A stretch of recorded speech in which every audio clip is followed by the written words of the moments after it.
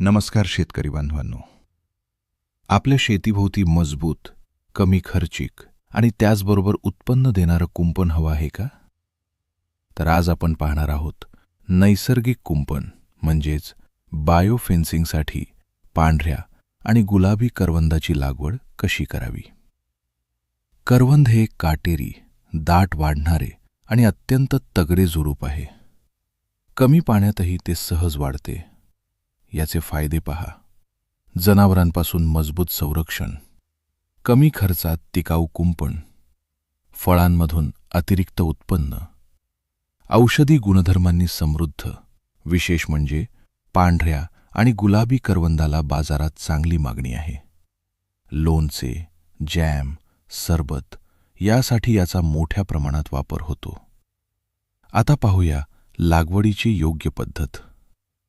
जमीन हलकी ते मध्यम जमीन योग्य.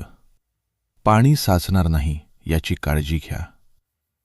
अंतर कुंपणासाठी 1 ते 1.5 फूट अंतरावर रोपे लावा. खड्डा तयारी 1 बाय 1 फूट खड्डा घ्या आणि त्यात शेणखत व माती चांगली मिसळा. लागवडीचा काळ पावसाळा हा सर्वात उत्तम काळ आहे. पाणी व्यवस्थापन पहिले 2 ते 3 महिने नियमित पाणी द्या. नंतर झाड कमी पाण्यातही चांगलं तग धरतं. छाटणी दाट आणि मजबूत कुंपण तयार करण्यासाठी वर्षातून एकदा हलकी छाटणी करा. लागवड केल्यानंतर साधारण 2 ते 3 वर्षात फळधारणा सुरू होते.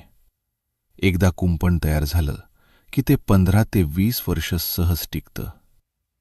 यातून मिळतात फळ विक्रीतून अतिरिक्त उत्पन्न, शेतीचं नैसर्गिक संरक्षण आणि पर्यावरणपूरक उपाय, म्हणजेच एकाच वेळी तिहेरी फायदा.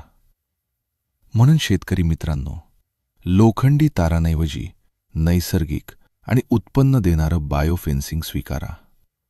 पांढऱ्या गुलाबी करवंदाची लागवड करा आणि आपल्या शेतीला द्या सुरक्षिततेची आणि उत्पन्नाची नवी दिशा.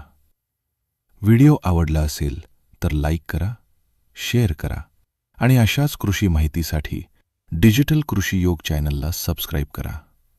धन्यवाद.